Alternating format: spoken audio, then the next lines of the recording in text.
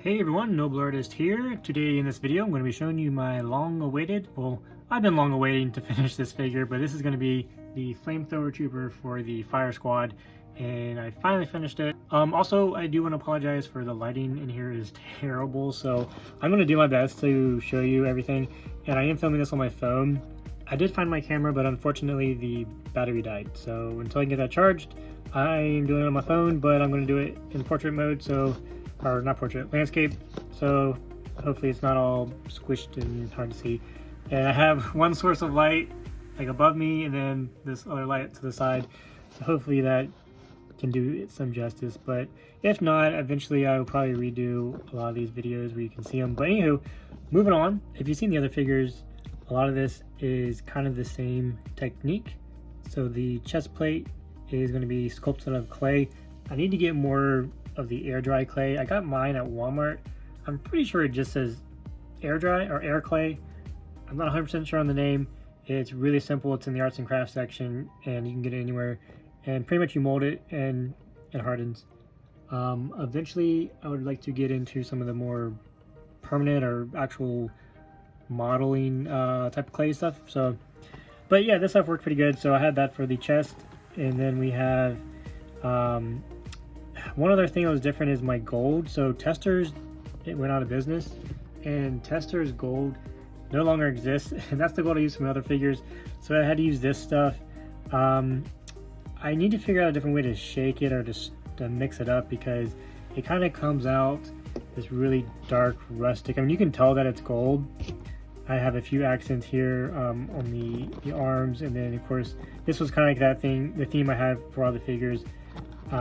These gold, I don't really know what to call them. It's kind of like a hose or tube, or just, I don't know, part of the decoration of the uniform. But that was gold, and this one's a lot darker than the other ones. And as you can see, like, just the color difference in those two, it's like this one pops. That one is it's kind of dull, but that's a work in progress. So anyway, moving on, we still have the, let me just move his gun out of the way because again the lighting kind of sucks.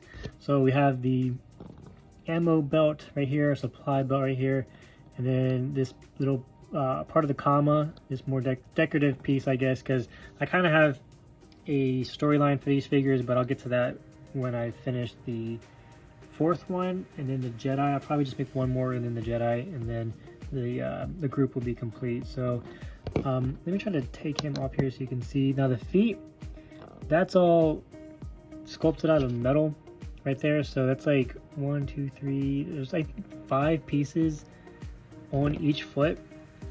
Might be a little bit harder to see in this light, but you probably can see there. Just, I tried to get like a boot looking design, and that's kind of the best thing I came up with for now.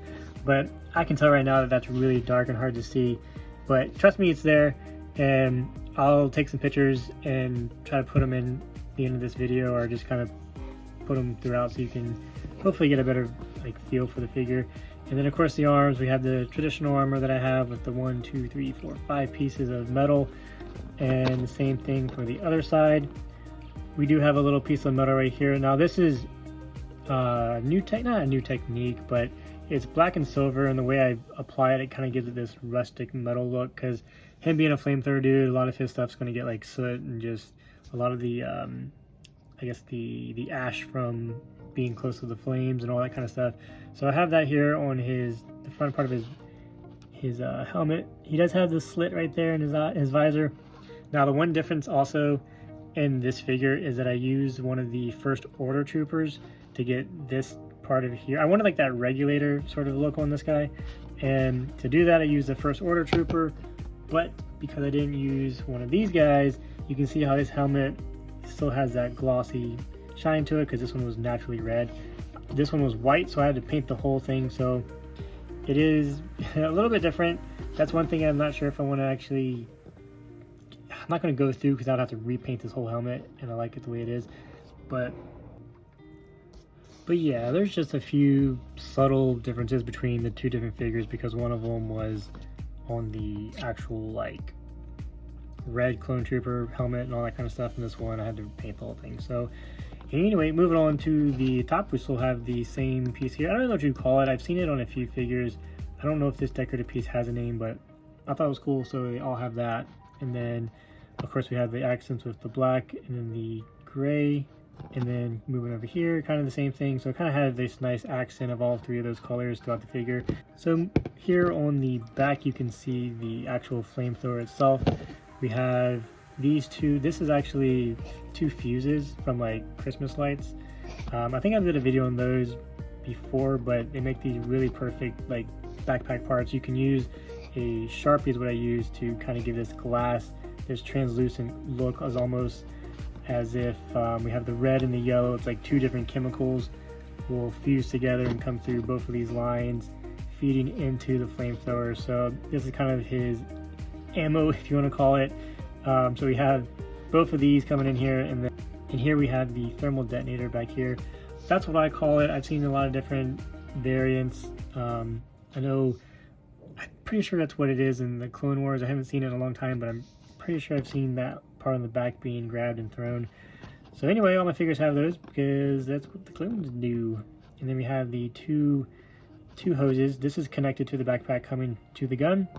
As you can see right there, I missed a little bit because these wanted to stick together, but that all is going to get recovered. And then moving on to the actual flamethrower itself. Now, this is going to be where everything's going to be mixed together right here, and then coming up through the actual tip of the gun. This is like yellow, but when I painted this yellow, it kind of picked up some of the black paint that was on it, but I kind of like that because it gave it sort of a charred look at the front, as if all that flame and smoke and ash is just kind of sort of coating the barrel of this gun. And that's going to be on both sides, if you can focus. So it's going to be on both sides of the flamethrower itself. I thought about putting a scope on here, but I'm like, there's no way you're going to use a scope on a flamethrower. So yeah, just kind of not too bulky, not too crazy, but you know, that's kind of what we're going for. Flamethrower right there, and then the nice part is I made this hose be able to detach from the gun, so he's not stuck holding the gun forever. So the gun can come out if you want to put this on a different figure, or you know, do whatever you want. Or later on, if I wanted to upgrade and make a bigger gun or bigger flamethrower or whatever have you, I can do that. I did glue it to the back, so it is stuck as it is, but for the most part, it works pretty good. That goes in his hand easy peasy, and then this just gets angled. If I can do it on camera, cooperate. It's like the perfect size. Boom. So that goes in there just like so. You can't really see it. It's just really smooth. Some of this paint right here is chipping off, but that's because I used Apple Barrel and this kind of a cheaper paint. But yeah, that's kind of the overall figure.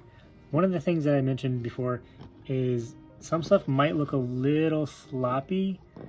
And when I say that, like you might not be able to see it, but I did get some silver paint under here, and I left that because all these figures are going to be battle damaged. So whatever imperfections you're going to see, I'm going to completely like erase that with the battle damage, because again, the backstory to these figures and where they're going to be located, they're not going to be like all clean and shiny and stuff like that. I already have the gun, sort of already has the battle damage on it, so I'm going to go ahead and do that to the rest of the figures, and it's going to look awesome. So anyway, with that being said, let me go ahead and show you the three so far. We have just one last look at the Flamethrower Trooper, the newest addition to the group. Boom.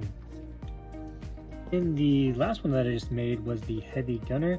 This is my favorite out of three just because I really like the way this one kind of came together. It looks like a very full figure. It has all the detail, everything is just, you know, perfectly laid out, and I think this one just overall was more fun to build. It just has a lot of stuff going on, and I just like the way this guy came out. But this one is going to be the second one out of the group. I think I actually made this one a little bit taller. Maybe not. No, I did. I thought I did. Did I make it that taller? No, I didn't. And here's the third one. This is going to be the captain and the first figure in this group that I made. He doesn't really have a name. Probably get to that eventually, or just not at all. He can be the anonymous captain of this squad. But this was the first one. I think this one turned out pretty darn good also. And yeah, so far we have 3 out of the, I guess 5. It's gonna be 5 altogether. There's my finger.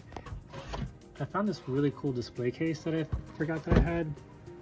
So I'm going to put everything that I make into this for now, and then maybe I'll get a few more of these, but that's gonna be awesome. I'll have everything set up in that. It's gonna be a pretty cool display. Maybe I'll sell it, maybe I'll give it away, who knows? We'll figure that out in the future. Also, I found this figure, this World Breaker Hulk, which is my favorite Hulk, and I kind of want to really do this figure. And the only downside is that this doesn't come off, and I don't know if the fin comes off of this helmet. We'll get to that eventually. I want to start doing some more Marvel stuff, and I do have like a Batman I want to work on and some cool stuff like that. And yeah, we'll get working on the newer Star Wars eventually. I want to do stuff that people actually know, and then let me know what you want to see. Like, if there's a fine balance between me making up stuff and just doing stuff like this, like just kind of coming up with ideas and showing you guys, or if you want to see my rendition of, you know, the actual Star Wars universe and like the characters from the show and the movies and all that stuff, or comics or whatever it is. But yeah, just let me know what you want to see, and I will do my best to get that to you. So anyway, don't forget, if you like it, hitchhike it, and also if you could fist pound that subscribe button, bam. And then yeah, yeah, that's about it. Y'all take care, God bless, and have a great day.